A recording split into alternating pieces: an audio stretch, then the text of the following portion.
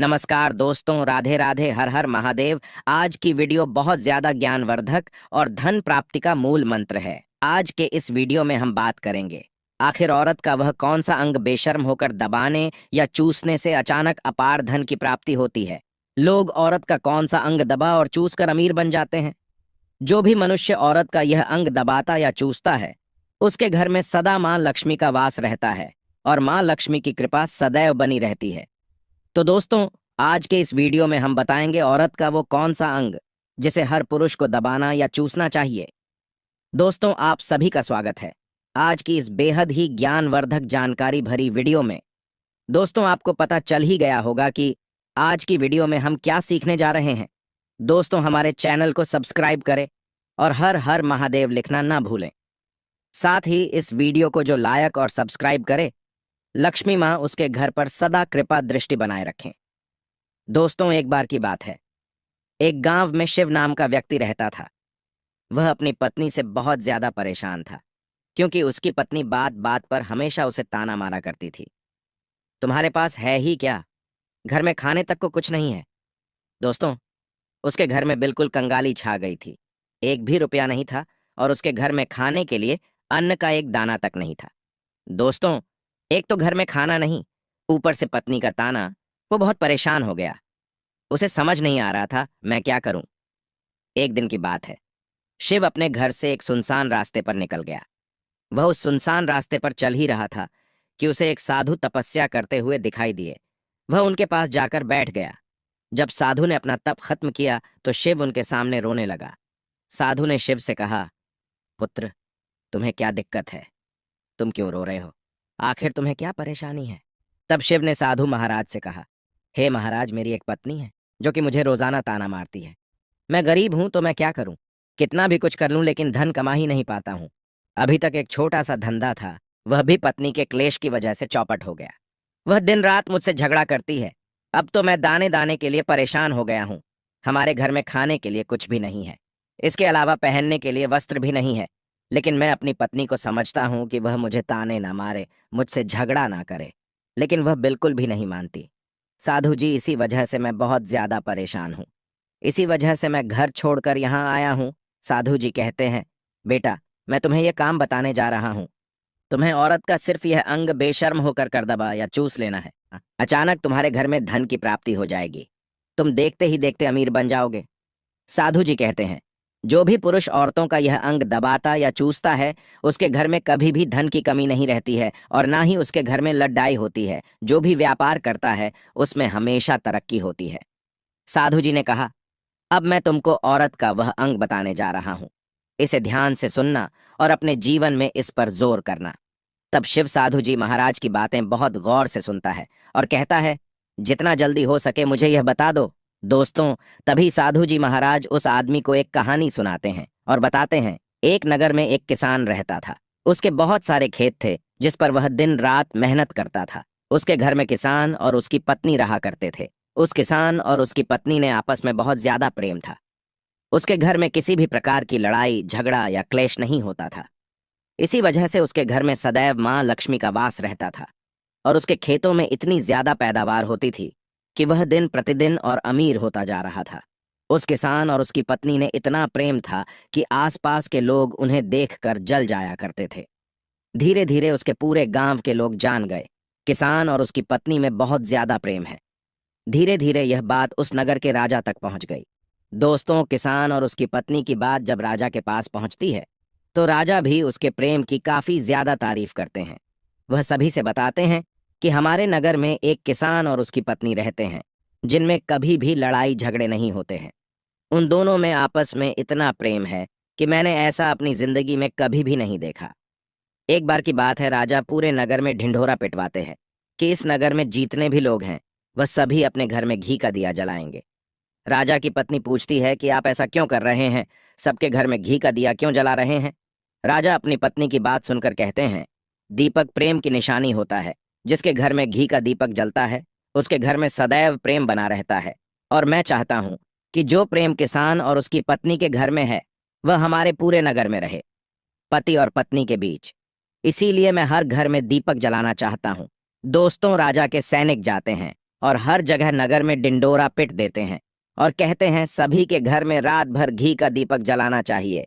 दोस्तों, राजा की बात मानकर सभी नगरवासी अपने घर में दीपक जला देते हैं, लेकिन जैसे ही आधी रात होती है सभी के घर के दीपक बुझ जाते हैं, लेकिन किसान के घर का दीपक वैसे ही जलता रहता है।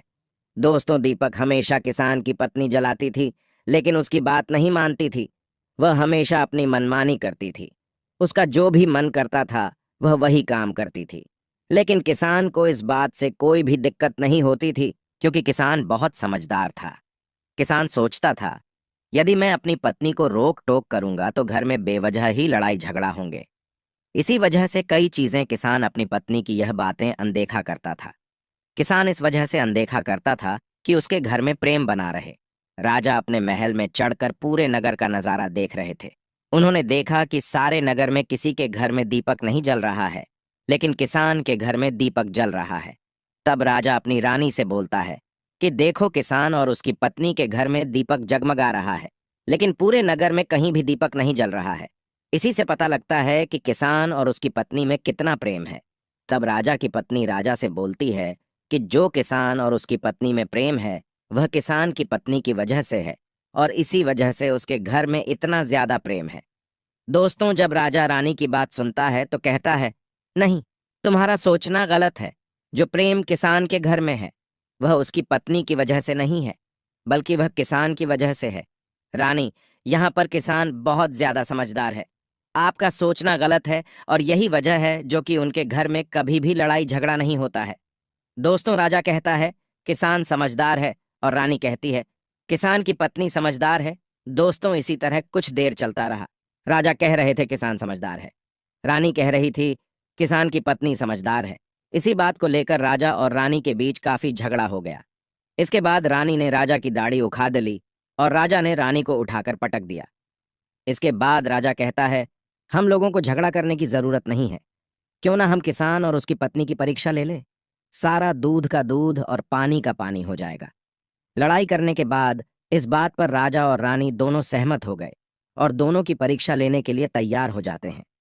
तब राजा अपने महल में जाता है और एक पुरुष सैनिक को बुलाता है कि तुम किसान के पास जाओ और जो जो प्रश्न मैं तुमसे बोल रहा हूं वह तुम किसान को बोल देना। वह पुरुष सैनिक बोलता है, ठीक है महाराज। वह पुरुष सैनिक राजा की बात सुनकर किसान के पास जाता है। उस समय किसान की पत्नी खेतों में गई थी, लेकिन किसान की कुछ तबीयत ठीक नहीं थी। इस वजह से वह खेतों पर नहीं गया था।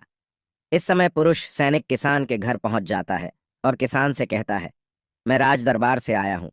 राजा साहब ने मुझे भेजा है। दोस्तों, किसान कहता है, बताइए, मैं आपकी क्या सेवा कर सकता हूं। आप बैठ जाइए, मैं आपके लिए पानी लेकर आता हूं। तब वह सैनिक बोलता है कि नहीं, तुम कुछ भी मत लाओ। मैं राजा का सैनिक हूं, बस आपके पास राजा का समाचार लेकर आया हूं। तब किसान कहता है, ठीक है सैनिक, आप मुझे बताओ राजा साहब ने मेरे लिए क्या समाचार भेजा है। सैनिक कहता है, किसान, राजा साहब ने यह बोला है कि यदि तुम अपनी पत्नी को छोड़ देते हो तो राजा जी आपको बहुत सारे हीरे जवाहरात और साथ में तुम्हारे जमीन से दोगुना ज्यादा जमीन राजा जी आपको गिफ्ट में देंगे। इसके अलावा राजमहल का आधा हिस्सा भी आपको दिया जाएगा। लेकिन जो किसान ने जवाब दिया वह सुनने लायक है। किसान ने कहा, राजा जी अपना पूरा राजमहल मुझे क्यों ना दे दे, लेकिन मैं अपनी पत्नी को नहीं छोड़ूंगा। जाओ और अपने राजा से कह दो। किसान ने ऐसा कहा है। सैनिक जाता है और राजा को सारी बातें बताता है। इस समय रानी वहां पर सैनिक की बात सुन रही थी। सुनने के बाद रानी ने कहा, आपने किसान की तो परीक्षा ले ली, लेकिन किसान की पत्नी की परीक्षा नहीं ली है। इस तरह से हम कैसे पता कर सकते हैं कि कौन समझदार है। इसके बाद रानी ने कहा, अब मैं भी किसान की पत्नी की परीक्षा लेना चाहती हूँ। जब दोनों की परीक्षा हो जाएगी तभी पता चलेगा कि कौन समझदार है। फिर रानी ने भी एक सैनिक बुलाया और कहा कि मेरी बात किसान की पत्नी को बोलना और याद रखना। ये बात तभी बताना जब किसान वहां पर ना हो। सैनिक ने पूछा कि रानी क्या बात बतानी है। वह तो बताओ। तो रानी ने सैनिक को सारी बात बता दी। सैनिक किसान के घर जाता है और उसके घर में आवाज लगाता है, तो उसके घर से किसान की पत्नी निकल कर आती है और कहती है, बताओ क्या हुआ, क्यों ढिंढोरा पिट रहे हो। तो सैनिक ने कहा कि राजमहल से आया हूं, मुझे रानी ने भेजा है। किसान की पत्नी ने कहा, बताओ किस लिए आए हो। तब सैनिक ने कहा, रानी ने बोला है, यदि तुम अपने पति किसान को मार देती हो तो आपको बहुत सारे हीरे जवाहरात रानी आपको देंगे। और साथ में राजमहल का आधा हिस्सा भी आपको मिलेगा। इसके अलावा जितनी भी आपकी जमीन है वह तो आपकी रहेगी ही, लेकिन उसकी दोगुना जमीन भी रानी आपको मिलेगी। ये बात सुनकर किसान की पत्नी तैयार हो जाती है। कहती, ठीक है, यदि मुझे इतना कुछ रानी साहिबा देंगी तो मुझे मंजूर है, मैं अपने पति को मार दूंगी। तब सैनिक पूछता है कि रानी को कैसे पता चलेगा कि आपने अपने पति को मार दिया है। तभी किसान की पत्नी बोलती है, मेरे घर में जो दीपक जल रहा है, जब मैं किसान को मार दूंगी तो उसे बुझा दूंगी, तभी आपको पता चल जाएगा कि मैंने किसान को मार दिया है। अब सैनिक किसान की पत्नी की बात सुनकर राजमहल जाता है और रानी को सारी बात बताता है। किसान की पत्नी की बात सुनकर रानी बहुत अचंभित हो जाती है। राजा और रानी को स्त्री जात से नफरत होने लगती है। उसी समय राजा अपने नगर के सभी लोगों को बुलाता है और कहता है कि मैं चाहता हूं कि मेरे और मेरी पत्नी की वजह से किसान की जान न जाए। तुम लोग ऐसा करो, उस किसान के घर जाओ और सारी बातें बता दो और उस किसान को बचा लो, वरना किसान की पत्नी उसे मार देगी। इधर सैनिक किसान के घर जाते हैं और सोचते हैं कि किसान की पत्नी किसान को रात में मारेगी और दिया बुझाएगी। इससे पहले ही हम किसान के घर में पहुंच जाते हैं और किसान को बचा लेते हैं। दोस्तों, जैसे ही राजा के सैनिक किसान के घर पहुंचते हैं तो देखते हैं कि किसान तो मरा पड़ा हुआ है। सैनिक किसान की पत्नी से बोलते हैं कि तुमको तो किसान को रात में मारने के लिए बोला गया था, लेकिन आपने अभी किसान को क्यों मार दिया? तब वह किसान की पत्नी बोलती है कि किसान को तो मुझे मारना ही था, रात में तो मुझे सिर्फ दिया ही बुझाना था, इसलिए किसान को तो मैंने दिन में ही मार दिया है। सभी सैनिक तुरंत ही किसान के घर से दौड़े दौड़े जाते हैं और राजा रानी को सारी बातें बताते हैं। राजा और रानी क्रोध से आग बबूला हो जाते हैं। इसके बाद राजा और रानी किसान की पत्नी को बंदी बनाकर लाने के लिए अपने सैनिक से कहते हैं। सैनिक जाते हैं, किसान की पत्नी को बंदी बनाकर ले आते हैं। राजा किसान की पत्नी से पूछता है, ऐसा तुमने क्यों किया? तुम लालची औरत हो, तुम्हें पैसों से प्यार है। तभी किसान की पत्नी ने जवाब दिया और बताया कि मुझे तो किसान को पहले ही मारना था, वह तो मैं कोई बहाना ढूंढ रही थी, क्योंकि किसान की आदत बहुत खराब थी, वह मेरे साथ बहुत खराब व्यवहार किया करता था। राजा ने कहा, ऐसा क्या करता था? किसान की पत्नी ने जवाब दिया, वह मेरे नाक का ऊपरी हिस्सा अपनी उंगली से हमेशा दबाया करते थे। इसके अलावा किसान एक काम और मेरे साथ करता था, वह किसान मेरे कान का पिछला हिस्सा अक्सर अपनी जीभ से स्पर्श किया करता था। राजा ने पूछा, यह बताओ, जब आप लोग गरीब थे तब क्या किसान आपके साथ यह काम करता था? तो किसान की पत्नी बोलती है, नहीं महाराज, तब ऐसा नहीं करता था। तब राजा ने कहा, मैं समझ गया कि किसान ऐसा क्यों करता था। उसी समय साधु जी ने शिव से पूछा, तुम्हें कुछ समझ में आया? औरत का कौन सा अंग दबाने तथा चूसने से लोगों को अचानक धन की प्राप्ति होती है?